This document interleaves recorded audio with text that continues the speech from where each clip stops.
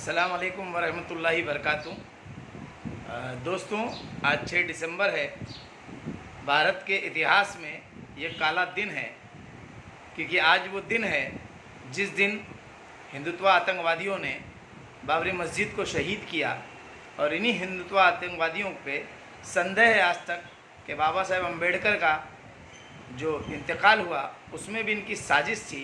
अभी तक वो क्लियर नहीं है कि वो नॉर्मल देहांत हुआ था या उनको मारा गया। तो ये मुसलमानों के लिए और मेरे दलित बहुजन भाइयों के लिए बहुत ही दुख का दिन है, क्योंकि मुसलमानों ने बाबरी खोई है और बहुजनों ने बाबा साहब अम्बेडकर को खोया है।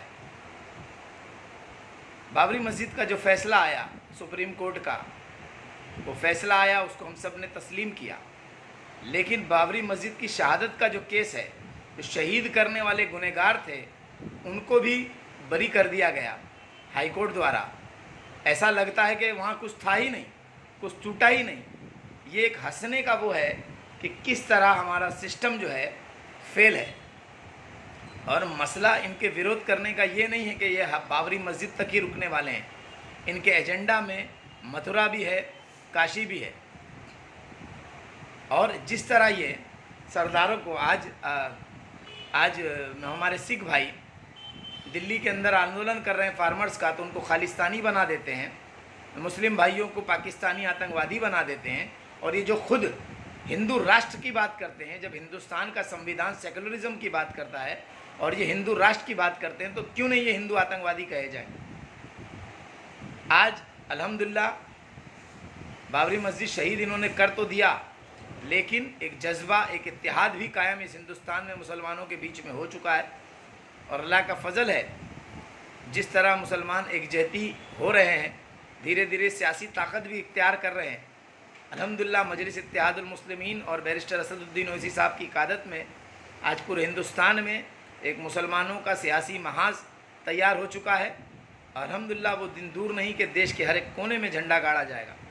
नहायत ही अफसोसनाक बात है ये, और ये काला दिन तारीख में लिखा गया है।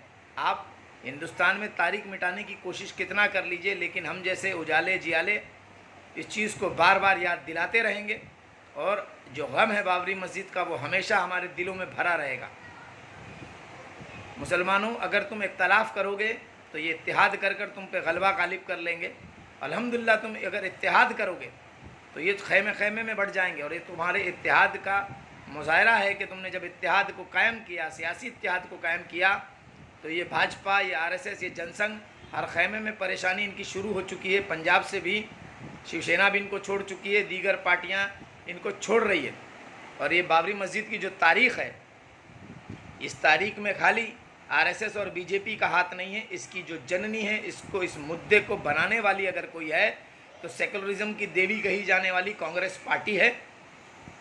नेहरू हैं, सोनिया गांधी के जो मियाँ थे राजीव गांधी, उन्होंने इसका फीता खोला।